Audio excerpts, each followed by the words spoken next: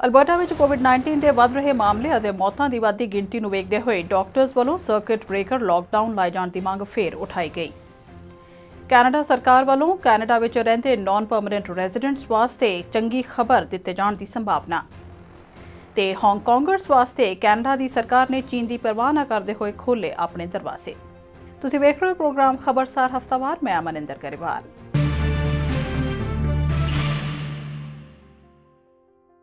Alberta ਵਿੱਚ ਵਧਦੇ ਜਾ ਰਹੇ ਕੋਰੋਨਾ ਵਾਇਰਸ ਪੋਜ਼ਿਟਿਵ ਮਾਮਲਿਆਂ ਨੂੰ ਵੇਖਦੇ ਹੋਏ ਸਰਕਾਰ ਵੱਲੋਂ ਨਵੀਆਂ ਪਾਬੰਦੀਆਂ ਦਾ ਐਲਾਨ ਕੀਤੇ ਜਾਣ ਦੀ ਸੰਭਾਵਨਾ ਹੈ। ਭਾਵੇਂ ਕਾਰੋਬਾਰਾਂ ਨੂੰ ਬੰਦ ਕੀਤੇ ਜਾਣ ਦਾ ਫਿਲਹਾਲ ਐਲਾਨ ਹੋਣ ਦੀ ਸੰਭਾਵਨਾ ਨਹੀਂ ਹੈ, ਪਰ ਅਜਿਹਾ ਕੀਤੇ ਜਾਣ ਤੋਂ ਇਨਕਾਰ ਵੀ ਨਹੀਂ ਕੀਤਾ ਜਾ ਰਿਹਾ। ਇਸ ਹਫ਼ਤੇ ਬੁੱਧਵਾਰ ਦੀ ਬਾਅਦ ਦੁਪਹਿਰ ਅਲਬਰਟਾ ਹੈਲਥ ਸਰਵਿਸਿਜ਼ ਵੱਲੋਂ ਜਾਰੀ ਸੂਚਨਾ ਵਿੱਚ ਦੱਸਿਆ ਗਿਆ ਕਿ ਸੂਬੇ ਵਿੱਚ ਬੀਤੇ 24 ਘੰਟਿਆਂ ਦੌਰਾਨ ਕੋਰੋਨਾ ਵਾਇਰਸ ਦੇ 672 ਨਵੇਂ ਐਕਟਿਵ ਕੇਸ ਦਰਜ ਹੋਏ। ਇਸ ਖਤਰਨਾਕ ਵਾਇਰਸ ਕਾਰਨ ਲਗਾਤਾਰ ਤੀਜੇ ਦਿਨ 7 ਮੌਤਾਂ ਹੋਣ ਮਗਰੋਂ ਸੂਬੇ ਵਿੱਚ ਇਸ ਵਾਇਰਸ ਕਾਰਨ ਮਰਨ ਵਾਲਿਆਂ ਦੀ ਸੰਖਿਆ 383 ਤੇ ਪਹੁੰਚ ਗਈ। ਸੂਬੇ ਦੇ ਹਸਪਤਾਲਾਂ ਵਿੱਚ ਇੰਟੈਂਸਿਵ ਕੇਅਰ ਯੂਨਿਟਸ ਵਿੱਚ 50% ਸਪੇਸਿਸ ਕੋਵਿਡ-19 ਕਰਕੇ ਭਰ ਚੁੱਕੀਆਂ ਨੇ ਤੇ ਡਾਕਟਰਸ ਬਾਰ-ਬਾਰ ਕਹਿ ਰਹੇ ਨੇ ਕਿ ਜੇ ਹੁਣ ਵੀ 2 ਹਫ਼ਤੇ ਦਾ ਲਾਕਡਾਊਨ ਨਾ ਹੋਇਆ ਤੇ ਜਿੱਥੇ ਹੁਣ ਹਸਪਤਾਲਾਂ ਵਿੱਚ ਨਾਨ ਅਰਜੈਂਟ ਸਰਜਰੀਜ਼ ਮੁਲਤਵੀ ਹੋ ਰਹੀਆਂ ਨੇ, ਜ਼ਰੂਰੀ ਸਰਜਰੀਜ਼ ਵੀ ਰੱਦ ਕਰਨ ਦੀ ਨੌਬਤ ਆ ਸਕਦੀ ਹੈ। ਪ੍ਰੀਮੀਅਰ ਜੇਸਨ ਕੈਨੀ ਦਾ ਹਾਲੇ ਤੱਕ ਇਹੀ ਕਹਿਣਾ ਹੈ ਕਿ ਟਾਰਗੇਟਡ ਲਾਕਡਾਊਨ ਹੋ ਸਕਦਾ ਹੈ। 2 ਹਫ਼ਤੇ ਦੇ ਕੰਪਲੀਟ ਲਾਕਡਾਊਨ ਨਾਲ ਪਹਿਲਾਂ ਤੋਂ ਕਮਜ਼ੋਰ ਹੋਏ ਬਿਜ਼ਨੈਸਿਸ ਦੀ ਕਮਰ ਟੁੱਟ ਜਾਏਗੀ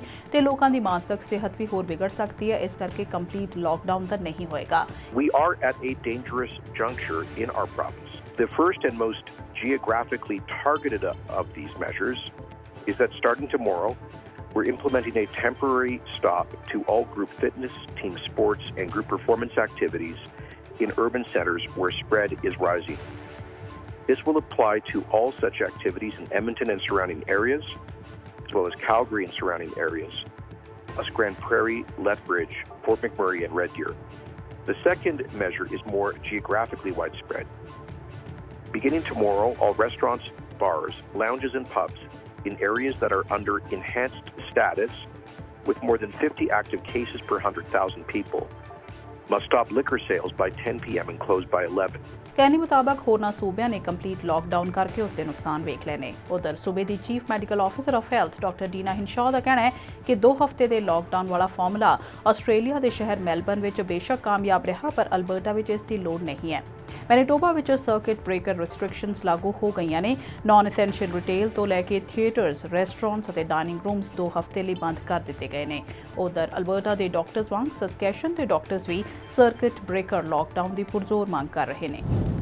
ਕੈਨੇਡਾ ਵਿੱਚ ਪਹਿਲਾਂ ਤੋਂ ਰਹਿ ਰਹੇ ਟੈਂਪਰੇਰੀ ਰੈਜ਼ੀਡੈਂਟਸ ਜਿਵੇਂ ਕਿ ਇੰਟਰਨੈਸ਼ਨਲ ਸਟੂਡੈਂਟਸ, ਫੋਰਨ ਵਰਕਰਸ ਅਤੇ ਸ਼ਰਨਾਰਥੀਆਂ ਵਾਸਤੇ ਕੈਨੇਡਾ ਸਰਕਾਰ ਦਾ ਵੱਡਾ ਐਲਾਨ ਆਉਣ ਦੀ ਸੰਭਾਵਨਾ ਹੈ। ਹੋਰ ਜਾਣਕਾਰੀ ਲੈਣੇ ਆ ਰੈਡ FM ਕੈਲਗਰੀ ਦੇ ਨਿਊਜ਼ ਡਾਇਰੈਕਟਰ ਰਿਸ਼ੀ ਨਾਗਰ ਤੋਂ। ਜੀ ਰਿਸ਼ੀ ਜੀ, ਕੀ ਖਬਰ ਆ ਰਹੀ ਹੈ?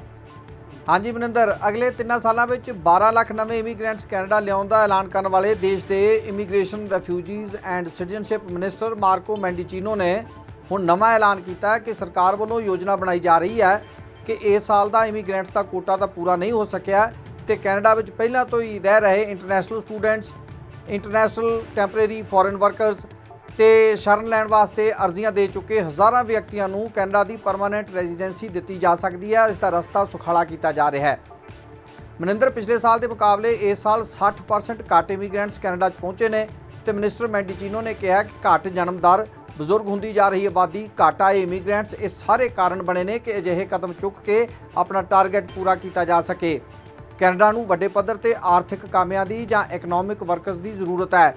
ਮਿਨਿਸਟਰ ਨੇ ਕਿਹਾ ਕਿ ਜਿਹੜੇ international students, temporary foreign workers ਤੇ ਅਸਾਈਲਮ ਸੀਕਰਸ ਅਰਜ਼ੀਆਂ ਦੇ ਚੁੱਕੇ ਨੇ, ਉਹਨਾਂ ਦੀਆਂ ਸਕਿੱਲਸ ਕੈਨੇਡਾ ਦੀਆਂ ਲੋੜਾਂ ਦੇ ਮੁਤਾਬਕ ਦੇਖੀਆਂ ਜਾਣਗੀਆਂ ਤੇ ਪਹਿਲ ਦੇ ਆਧਾਰ ਤੇ ਉਹਨਾਂ ਦੀ ਪਰਮਾਨੈਂਟ ਰੈਜ਼ੀਡੈਂਸੀ ਨਿਰਧਾਰਿਤ ਕੀਤੀ ਜਾ ਸਕਦੀ ਹੈ। ਸ਼ੁਕਰੀਆ ਰਿਸ਼ੀ ਜੀ। ਜੀ ਮਨਿੰਦਰ, ਧੰਨਵਾਦ। ਚੀਨ ਦੀਆਂ ਧਮਕੀਆਂ ਦੀ ਪਰਵਾਹ ਨਾ ਕਰਦੇ ਹੋਏ ਕੈਨੇਡਾ ਨੇ ਹਾਂਗਕਾਂਗ ਵਾਸੀਆਂ ਲਈ ਕੈਨੇਡਾ ਆਉਣ ਦੀ ਪ੍ਰਕਿਰਿਆ ਤੇਜ਼ ਕਰ ਦਿੱਤੀ ਹੈ। ਉਹ ਹਾਂਗਕਾਂਗਰਸ ਜਿਨ੍ਹਾਂ ਪਿਛਲੇ 5 ਸਾਲਾਂ ਵਿੱਚ ਕਿਸੇ ਰੈਕਗਨਾਈਜ਼ਡ ਕੈਨੇਡੀਅਨ ਜਾਂ ਓਵਰਸੀਜ਼ ਯੂਨੀਵਰਸਿਟੀ ਤੋਂ ਪੋਸਟ ਸੈਕੰਡਰੀ ਡਿਗਰੀ ਲਈ ਹੋਵੇ, ਉਹ ਕੈਨੇਡੀਅਨ ਓਪਨ ਵਰਕ ਪਰਮਿਟ ਲਈ ਅਪਲਾਈ ਕਰ ਸਕਦੇ ਨੇ ਤੇ ਅਰਜ਼ੀਆਂ ਦੇਣ ਵਾਲਿਆਂ ਦੇ ਪਤੀ ਜਾਂ ਪਤਨੀ, ਪਾਰਟਨਰਸ ਅਤੇ ਬੱਚੇ ਵੀ ਨਾਲ ਆ ਸਕਣਗੇ। ਚੀਨ ਦੇ ਨੈਸ਼ਨਲ ਸਿਕਿਉਰਿਟੀ ਲਾਅ ਤਹਿਤ ਚਾਰਜ ਕੀਤੇ ਗਏ ਹਾਂਗਕਾਂਗਰਸ ਤੇ ਵੀ ਕੈਨੇਡਾ ਆਉਣ ਤੇ ਕੋਈ ਰੋਕ ਨਹੀਂ ਲਾਈ ਜਾ ਰਹੀ। ਉਹ ਹਾਂਗਕਾਂਗਸ ਜਿਹੜੇ ਪਹਿਲਾਂ ਹੀ ਕੈਨੇਡਾ ਵਿੱਚ ਰਹਿ ਰਹੇ ਨੇ ਤੇ ਪਿਛਲੇ 3 ਸਾਲਾਂ ਵਿੱਚ ਮਾਨਤਾ ਪ੍ਰਾਪਤ ਕੈਨੇਡੀਅਨ ਇੰਸਟੀਚਿਊਟ ਤੋਂ ਗ੍ਰੈਜੂਏਟ ਹੋਏ ਜਾਂ ਉਹ ਜਿਹੜੇ ਪਿਛਲੇ 5 ਸਾਲਾਂ ਵਿੱਚ ਕਿਸੇ ਰੈਕਗਨਾਈਜ਼ਡ ਕੈਨੇਡੀਅਨ ਜਾਂ ਓਵਰਸੀਜ਼ ਯੂਨੀਵਰਸਿਟੀ ਤੋਂ ਪੋਸਟ ਸੈਕੰਡਰੀ ਡਿਗਰੀ ਹਾਸਲ ਕਰ ਚੁੱਕੇ ਨੇ ਤੇ 1 ਸਾਲ ਤੋਂ ਕੈਨੇਡਾ ਵਿੱਚ ਕੰਮ ਕਰ ਰਹੇ ਨੇ, ਉਹਨਾਂ ਨੂੰ ਕੈਨੇਡੀਅਨ ਪਰਮਨੈਂਟ ਰੈਜ਼ੀਡੈਂਸੀ ਦਿੱਤੀ ਜਾਏਗੀ। ਜਿਹੜਾ ਹਾਂਗਕਾਂਗਸ ਦੀ ਅਸਾਈਲਮ ਐਪਲੀਕੇਸ਼ਨ ਇੱਕ ਵਾਰ ਰਿਜੈਕਟ ਹੋ ਗਈ ਹੈ, ਹੁਣ ਉਹਨਾਂ ਨੂੰ ਪਹਿਲਾਂ ਵਾਂਗ 1 ਸਾਲ ਦੀ ਉਡੀਕ ਨਹੀਂ ਕਰਨੀ ਪਏਗੀ। Those young Hong Kongers will see an opportunity in this initiative.